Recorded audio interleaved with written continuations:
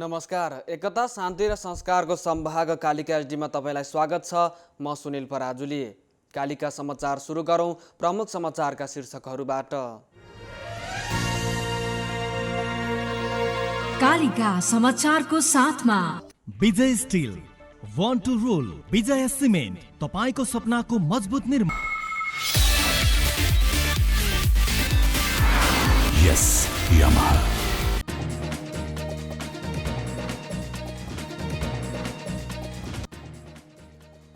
हवाई उडान आउँदो जेठ 2 सम्मको लागि बन्द गर्ने उच्चस्तरीय समन्वय समितिको निर्णय। लकडाउनका विषयमा मन्त्री परिषदको बैठकमा छलफल हुने। नेपालमा कोरोना संक्रमित 49 मध्ये 12 जना उपचारपछि निको। क्वारेन्टाइनमा रहेका केही व्यक्तिलाई औलो देखिन थालेको स्वास्थ्य मन्त्रालयको भनाई। कोभिड-19बाट निको भएकालाई पुनः संक्रमण हुँदैन भन्ने प्रमाण नरहेको WHO को भनाई। संक्रमणबाट 1,97,000 भन्दा बढीको मृत्यु। र वेस्ट इन्डिज क्रिकेट बोर्ड आर्थिक सङ्कटमा, खेलाडीले जनवरीदेखि म्याच फी पाएनन्।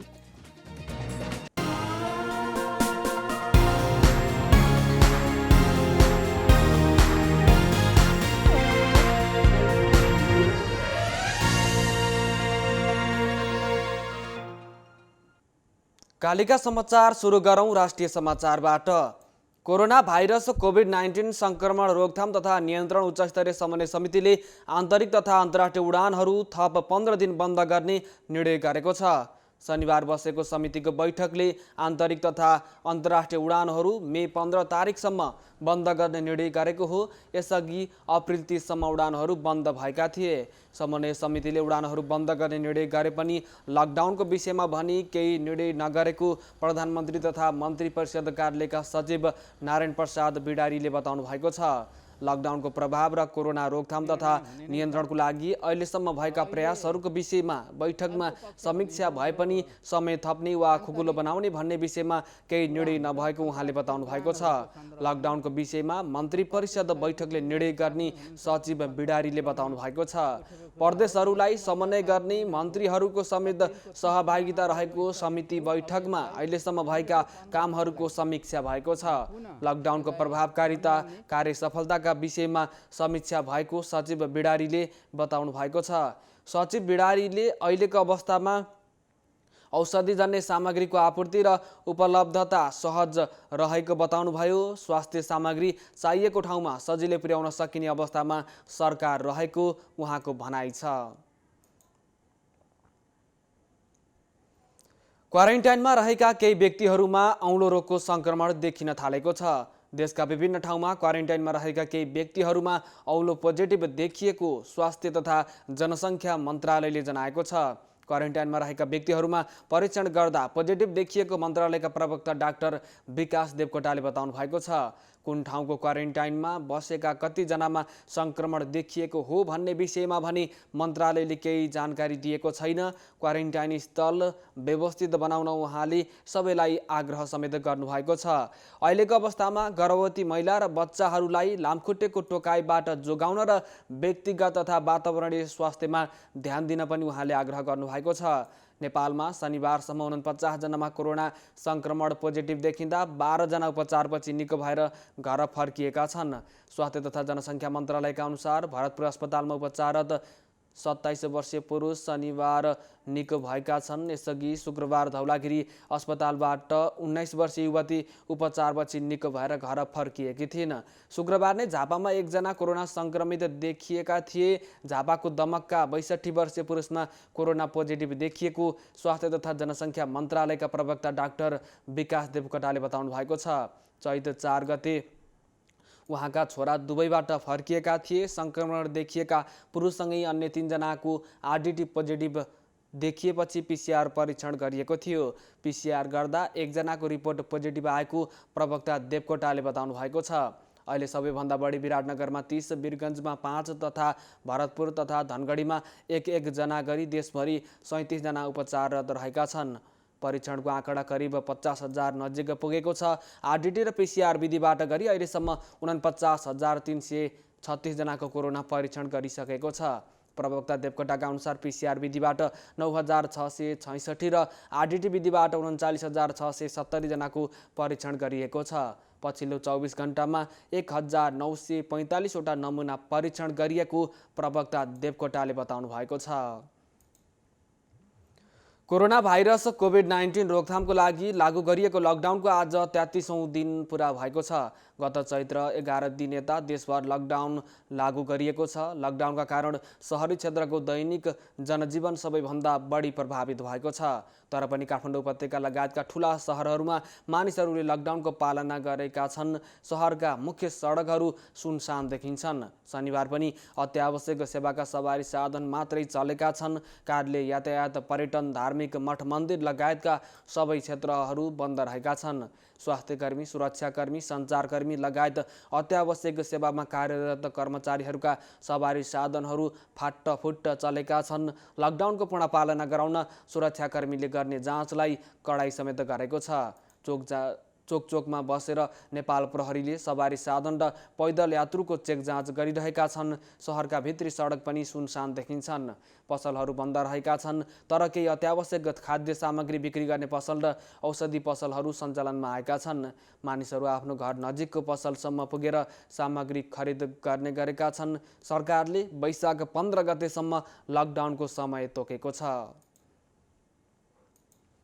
इस्लाम धर्मावलम्बीहरूले महान पर्व रमजान आजदेखि सुरु भएको छ। रमजानमा इस्लाम धर्मावलम्बीहरूले 1 महिनासम्म दिनभर निराहार व्रत अर्थात् रोजा उपवास बसेर नमाज पढ्ने गर्दछन्। हिजरी सम्वतको 9औं महिना अर्थात् रमजान महिना सुरु भएपछि दिनभर अन्जल केही पनि नखाई उपवास बस्ने र ब्रह्मचार्यमा रहनुपर्ने परम्परामा रहेको छ। हिजरी सम्वत 1441 को हो भन्ने रमजान 9 महिना हो। यो पर्वमा बिहान सूर्योदयदेखि सूर्यास्तसम्म पानी पनि नपी व्रत बस्ने प्रचलन रहेको छ। यस्तै रमजानमा मुसलमानको सबैभन्दा ठुलो धर्मग्रन्थ कुरान अवतरण भएको विश्वास सहित अल्लाहको कृतज्ञता प्राप्त हुने विश्वास पनि गरिन्छ।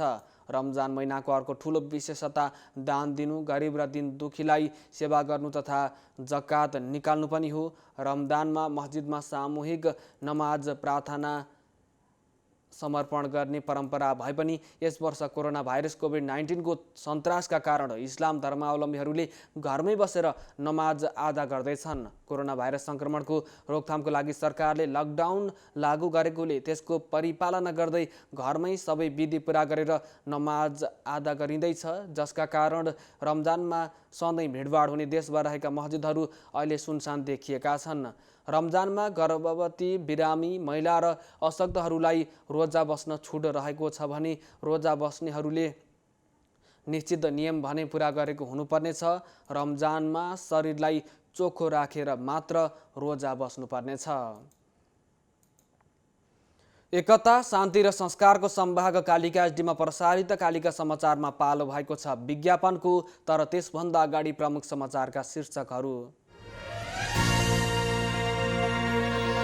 कालिका समाचारको साथमा Vijay steel, one two role, विजय सिमेन्ट, तपाईको सपनाको मजबुत निर्माण।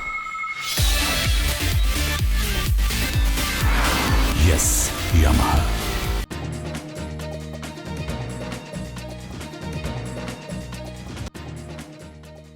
हवाई उडान आउँदो जेठ 2 सम्मको लागि बन्द गर्ने उच्चस्तरीय समन्वय समितिको निर्णय। लकडाउनका विषयमा मन्त्री परिषदको बैठकमा छलफल हुने। नेपालमा कोरोना संक्रमित 49 मध्ये 12 जना उपचारपछि निको। क्वारेन्टाइनमा रहेका केही व्यक्तिलाई औलो देखिन थालेको स्वास्थ्य मन्त्रालयको भनाई। कोभिड-19बाट निको भएकालाई पुनः संक्रमण हुँदैन भन्ने प्रमाण नरहेको WHO को भनाई। संक्रमणबाट 1,97,000 भन्दा बढीको ज्यान गयो। र वेस्ट इन्डिज क्रिकेट बोर्ड आर्थिक सङ्कटमा, खेलाडीले जनवरीदेखि म्याच फी पाएनन्।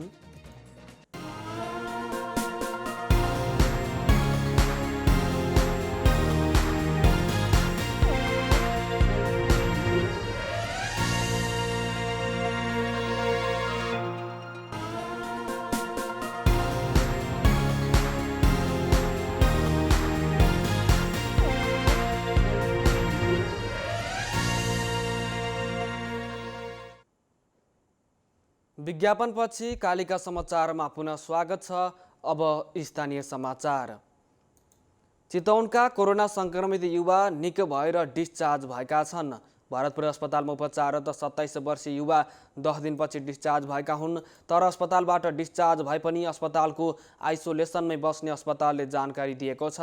कोरोना संक्रमित आमाको उपचार भरतपुर अस्पतालमा नै भइरहेकोले उनले केही दिन अस्पतालमा नै बस्ने इच्छा गरेको अस्पतालका सूचना अधिकारी लीलाधार पौडेलले जानकारी दिनुभएको छ। कोरोना संक्रमित आमा छोरा राप्ती नगरपालिका वडा नम्बर 8 का हुन्। लगातार 2 पटकसम्म कोरोना परीक्षण रिपोर्ट नेगेटिभ आएपछि उनलाई अस्पतालले डिस्चार्ज गरेको आज भरतपुर अस्पतालका मेडिकल सुपरिन्टेन्डेन्ट डाक्टर श्रीराम तिवारीले जानकारी दिनुभएको छ। उनको आमाको भने कोरोना पोजिटिभ देखिएका कारण डिस्चार्ज भएको छैन। भरतपुर अस्पतालको क्याबिनमा राखेर उपचार गरिरहेका युवककी 63 वर्षीय आमाको भने रिपोर्ट पोजिटिभ नै आएको छ। चैत 3 गते बेलायतबाट नेपाल आएका आमा छोरा दुवैको वैशाख 5 गते कोरोना पुष्टि भएको थियो। आमालाई आरडिटी परीक्षण गर्दा कोरोना देखिएपछि आमा छोरा दुवैको पिसिआर गरिएको थियो। 2 पटकसम्म पिसिआर गर्दा पनि कोरोना देखिएपछि पुष्टि गर्नको लागि काठमाडौँको प्रयोगशालामा उहाँहरूको स्वाब पठाइएको थियो। दुवैजनालाई कोरोनाको लक्षण भने देखिएको थिएन। अब चितवनमा 1 जना मात्र कोरोना संक्रमित व्यक्ति हुनुहुन्छ। उहाँको पनि भोलि स्वाब निकालेर कोरोना परीक्षण गरिने बताइएको छ। त्यसपछि नेगेटिभ आएमा डिस्चार्ज गरिने अस्पतालले जानकारी दिएको छ। चितवनमा प्राकृतिक प्रकोपका कारण क्षति भएको अन्नबालीको विवरण सङ्कलन गर्न सुरु गरिएको छ। वैशाख महिनामा हावाहुरी असिनाले क्षति पुर्याएको विवरणको सङ्कलन स्थानीय तह मार्फत गर्न लागि हो। कृषि ज्ञान केन्द्र चितवनका प्रमुख राजन ढकालका अनुसार स्थानीय तहहरूले क्षतिको विवरण यो महिनाभित्र सङ्कलन गर्नेछन्। सो विवरण कृषि मन्त्रालयमा पेश गरिने ढकालको भनाइ छ। बिमा गरेका किसानहरूको लागि क्षतिको विवरणले थप सहयोग पुग्ने उहाँको विश्वास समेत रहेको छ। चितवनमा पछिल्लो समय लगातार परेको हावाहुरी सहितको असिना पानीले ठुलो मात्रामा क्षति गरेको छ। विशेष गरी केरा तरकारी बालीमा बढी क्षति पुगेको उहाँले बताउनु भएको छ। क्षतिको विवरण हेरेर राहत समेत उपलब्ध गराउने तयारी जिल्ला विपद व्यवस्थापन समितिले गरेको उहाँको भनाइ छ। अब रिपोर्टको पालो। भूकम्प पछिको नाकाबन्दीको कारण निकै चर्चामा रहेको ठोरी नाकालाई यति बेला कडाई गरिएको छ। 2 नम्बर प्रदेशको पर्सा जिल्लामा पर्ने ठोरी नाकामा कडा सुरक्षा बल तैनात गरिएको हो। भारतबाट नेपाल प्रवेश गर्न नपाउन भन्दै उक्त स्थानमा सशस्त्र प्रहरी, नेपाल प्रहरी तथा नेपाली सेनाले निगरानी गरिरहेका छन्। एक रिपोर्ट सहकर्मी केदार शर्माको सहयोगमा गीता गुरुङबाट। भूकम्प पछिको नाकाबन्दीको कारण निकै चर्चामा रहेको ठोडी नाकालाई यति बेला कडाई गरिएको छ। 2 नम्बर प्रदेशको पर्सा जिल्लामा पर्ने ठोडी नाकामा कडा सुरक्षा बल तैनात गरिएको हो। भारतबाट नेपाल प्रवेश गर्न नपाउन् भन्दै उक्त स्थानमा सशस्त्र प्रहरी, नेपाल प्रहरी तथा नेपाली सेनाले निगरानी गरिरहेको छ। नाकाबन्दीका कारण लुकी छुप्पी सामान आयात भएको उक्त नाकामा भारतबाट नेपाल छिर्ने अवस्था सजिलै भएको भए पनि स्थानीय युवाहरू सहित सुरक्षा बलले कडा निगरानी राखेको हो। सँगै हिँड्ने अथवा क्रस पेट्रोलिङ गर्ने त्यस्ता मेकानिजमहरू अप्लाई गरेर भनौँ न, कतैको इन्फर्मेसन आयो भने हामी बिच सेयरिङ हुन्छ। त्यो टेलिफोन मार्फत होस् अथवा भेटघाट गरेरै होस्, आज यो ठाउँहरू भनेर त्यसरी हामीले क्रस पेट्रोलिङ स्पेसली गरेका छौँ। ठोरी गाउँपालिकाको भनौँ न स्थानीय तहबाट पनि राम्रै कोअर्डिनेसन भइरहेको छ। यहाँको युवा साथीहरूले पनि परेको बेलामा जस्तै नयाँ मान्छे देखिने बित्तिकै हामीलाई इन्फर्मेसन गर्ने, कहाँबाट आएको हो, के कारणले आएको हो भन्ने त्यो भेरिफाई गरिसकेपछि अनि त्यही अनुसार हामीले यहाँ लकडाउन भनौँ न पूर्ण रूपले हामीले परिपालना गर्छौँ। ठोरी नाकाबाट भारतीयहरू नेपालतर्फ पर्ने ठुटी बजारमा पिउने पानी लिनको लागि आउने गर्दछन्। लकडाउनको बेला नाका बन्द भएपछि भारतीयतर्फ रहेको बिखना ठोरीका भारतीयहरू खोलाकै पानी खाइरहेका छन्। सीमा नाका हुँदै रातको समयमा समेत कोही नेपाल छिर्न नपाउन् भन्दै सुरक्षा कर्मीले संयुक्त गस्तीसँगै चेक जाँच गरिरहेका हुन्। लकडाउनको अवधि जति भयो, यो लकडाउनको अवधिभरमा हामी स्थानीय युवाहरूलाई पनि लिएर हामी पनि जुन सुरक्षा निकाय हामी चाहिँ रात दिन नभनिकन खटिरहेको हुँदाखेरि हामीले अहिलेसम्म यो रातमा लुकीछिपी आउने मान्छेहरू हामीले भेटेका छैनौँ। अब हामी खटिन नसकेको ठाउँमा कुनै पनि ठाउँमा त्यस्तो भयो भने हामीले स्थानीय जनप्रतिनिधि स्थानीय युवाहरूलाई हामीलाई र गाउँ टोलका मान्छेहरूलाई सोद्धाखेरि पनि त्यस्ता मान्छेहरू छैनन् भन्ने हामीलाई जानकारी हुन्छ। 2 नम्बर प्रदेशको ठोरी नाकासँगै बागमती प्रदेशमा पर्ने नाकाहरू माडीको बाँदरझुला, छरछरे, सोमेश्वर गढी लगायतका भित्रिने प्रमुख प्रवेशद्वारमा हेल्प डेस्क राखी चेक जाँचलाई कडा बनाइएको छ। यस क्षेत्रमा सीमा नाकासँगै चितवन निकुञ्ज समेत जोडिएकाले यहाँ नेपाली सेनासँग सहकार्य गरेर सुरक्षा फौज थप गरी कडाईसँगै सीमा लक गराइएको छ। नाकाहरूबाट विभिन्न व्यक्तिहरू आवत जावत गर्न नपाउन भन्दै सुरक्षा निकायलाई चनाखो बनाएको बताउनुहुन्छ सशस्त्र प्रहरी बल 3 नम्बर गढीमाई बाहिनी बागमती प्रदेशका सशस्त्र प्रहरी नायब महानिरीक्षक DIG कृष्णभक्त ब्रह्मचार्य। कोरोनाको संक्रमणले गर्दाखेरि हामीले नहोस् र संक्रमित मान्छेहरू हाम्रो नेपालतिर नछिरोस् र संक्रमित जाने आउने नगरोस् भन्ने हिसाबले मैले फिल्डमै जुन ठाउँमा यो बोर्डर इलाकामा गएर त्यो चिज नहोस् भनेर हामीले अवलोकन गरिरहेका छौँ र त्यही फिल्डमै गएर हाम्रो राष्ट्र सेवा कर्मचारी जहाँ खटिएका छन् तिनलाई निर्देशन दिने र तिनलाई आवश्यक परेकोहरू सामानहरू थप गरिदिने र भोलिका दिनमा हुनसक्ने सम्भावित क्षयको बारेमा हामीले जानकारी गराई कार्य सम्पादन गरिरहेको व्यवहार समेत यहाँ गरेका छौँ। समग्र यो राष्ट्रमा सबै विश्वमै लागेको सङ्क्रमणको कोरोनाले गर्दा जोगिन सबैजना मान्छेहरू नेपाल सरकारले आह्वान गरेका जुन कोरोना सम्बन्धी चाहिँ सूचनाहरू छ, जुन आह्वान छ त्यसलाई चाहिँ पूर्ण रूपमा पालन गरेर सबैलाई योगदान दियो भने जहाँसम्म चाहिँ कोरोनालाईबाट जोगिन सकिन्छन्। केही दिन अगाडि मात्र भारतदेखि सोमेश्वरबाट लुकी छुपी नेपाल प्रवेश गरेका 3 जनालाई पक्राउ गरी माडी नगरपालिकाको सहकार्यमा क्वारेन्टाइनमा राखिएको थियो। कोरोना त्रासका कारण नेपालका विभिन्न ठाउँमा सीमा क्षेत्र सील भइरहेको अवस्थामा जिल्लाको दक्षिण भेग माडी नगरको सोमेश्वर गढी र बाँदरझुलामा रहेको सीमा नाकामा समेत कडाई गरिएको हो। केदार शर्माको स्थलगत रिपोर्ट। कालिका समाचारमा अब अर्थ समाचार।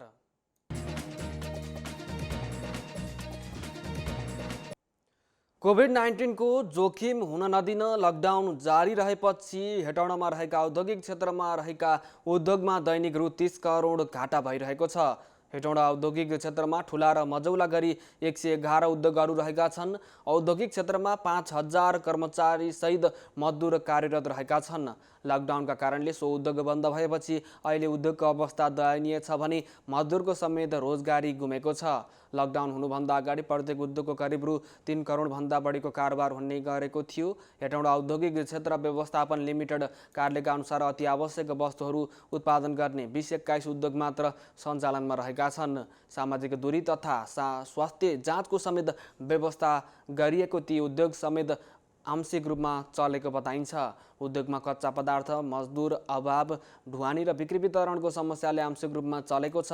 कार्यालय प्रमुख राजेन्द्र कणेलका अनुसार अति आवश्यक वस्तु उत्पादन गर्ने उद्योगमा दुग्ध उद्योग, खानेपानी उद्योग, बेकरी तथा बिस्कुट उद्योग, मैदा उद्योग, पशुपक्षी दाना उद्योग, प्लास्टिक उद्योग लगायतका उद्योग सञ्चालनमा रहेका छन्। सञ्चालित उद्योग पनि मजौला उद्योगहरू हुन्। उद्योग बन्दले घाटा खानु परेको, बैंकको ऋण तिर्न समस्या परेको तथा कर्मचारीको तलब दिनुपर्ने लगायतका थुप्रै समस्या आएको उद्योग सङ्घले जनाएको छ।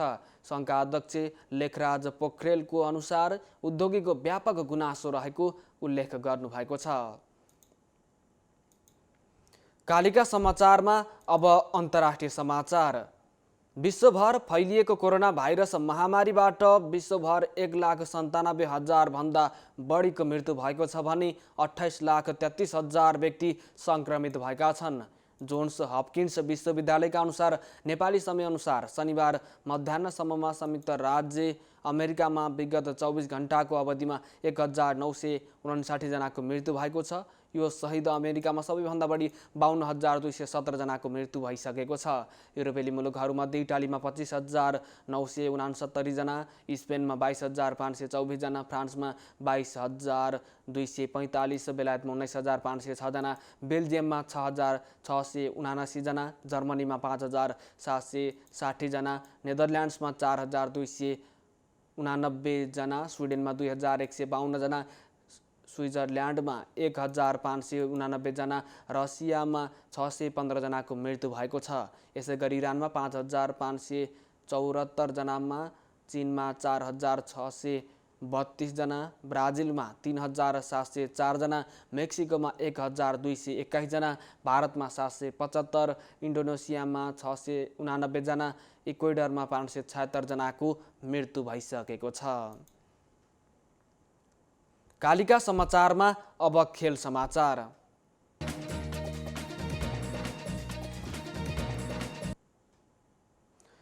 वेस्ट इन्डिजको क्रिकेट बोर्ड आर्थिक सङ्कटमा परेको छ। क्रिकेट वेस्ट इन्डिज CWIले आफ्ना खेलाडीलाई जनवरीदेखि म्याच फी दिन सकेको छैन। भुक्तानीमा ढिला भएपछि खेलाडी समेत आर्थिक सङ्कटतर्फ धकेलिएका छन्। त्यसो त वेस्ट इन्डिज क्रिकेट बोर्डको आर्थिक अवस्था पहिल्यैबाट नाजुक रहँदै आएको छ। अब कोरोना भाइरसको महामारीका कारण उसको सङ्कट थप बढेको छ। इन्टरनेसनल पुरुष खेलाडीका 11 र महिला खेलाडीको 4 खेलको म्याच फी दिन बाँकी रहेको छ र सर्वाधिक धेरै घाटा घरेलु खेलाडीहरूलाई भइरहेको छ। वेस्ट इन्डिजले जनवरीमा आयरल्यान्ड विरुद्ध घरेलु सिरिज खेलेको थियो। त्यस्तै फेब्रुअरीमा मार्चमा श्रीलङ्काको यात्रा गरेको थियो। वेस्ट इन्डिज क्रिकेट बोर्डले 2020 को अन्त्यसम्म यो अवस्था भोग्नुपर्ने जनाएको छ।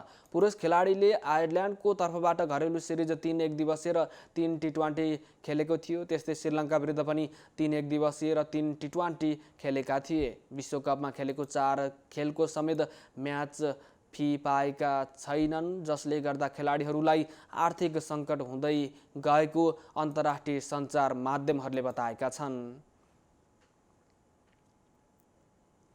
एकता, शान्ति र संस्कारको संवाहक कालिका एचडीमा प्रसारित कालिका समाचारको अन्त्यमा प्रमुख समाचारका शीर्षकहरू पुनः एकपटक। कालिका समाचारको साथमा Vijay steel, Want to Rule, Vijay cement, तपाईको सपनाको मजबुत निर्माण। Yes, Yamaha.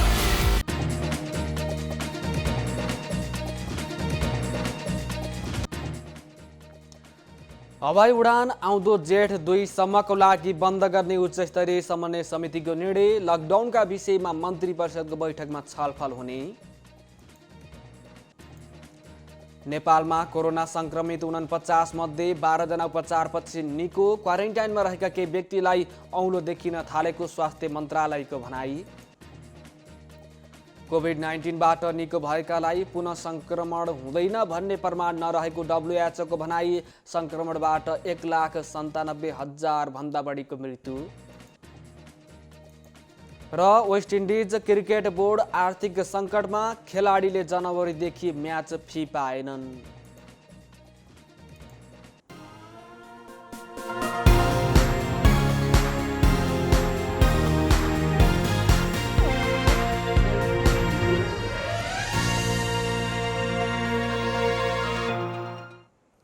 एकता, शान्ति र संस्कारको संवाहक कालिका एचडीमा प्रसारित कालिका समाचार अहिलेको लागि यति नै।